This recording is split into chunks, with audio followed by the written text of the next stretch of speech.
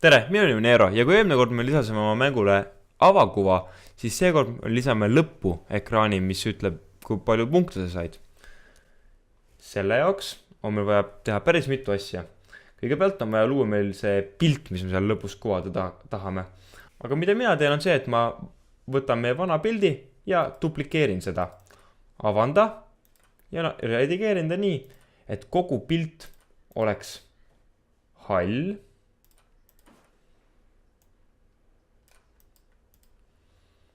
Ning lisan pisut teksti. Mäng läbi. Valget teksti. Ja teen ta suuruse 100.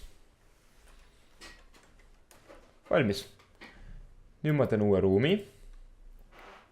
Kõige alumine. Ja lisan selle taustaks. Background, pilt, mäng läbi. Aga mida mina tahan veel teha on see, et ma tahaks veel näidata, kui palju punkte ma sain.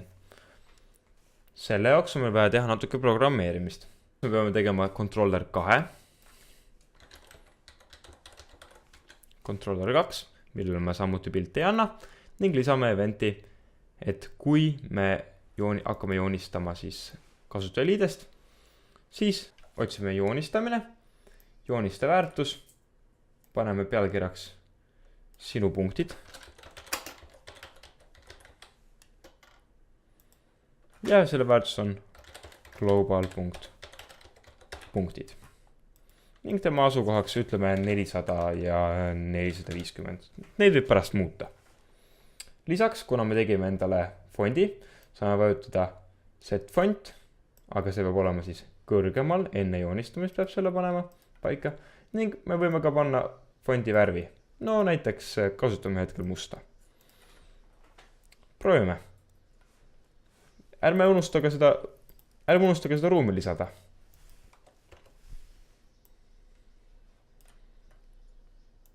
Paneme mängu tööle, proovime. Enter. Tulistame paar korda. Ja natuke pahas kohas on. Muudame seda. Läheme controller 2. Ja paneme X väärtus näiteks 300. Proovime nüüd.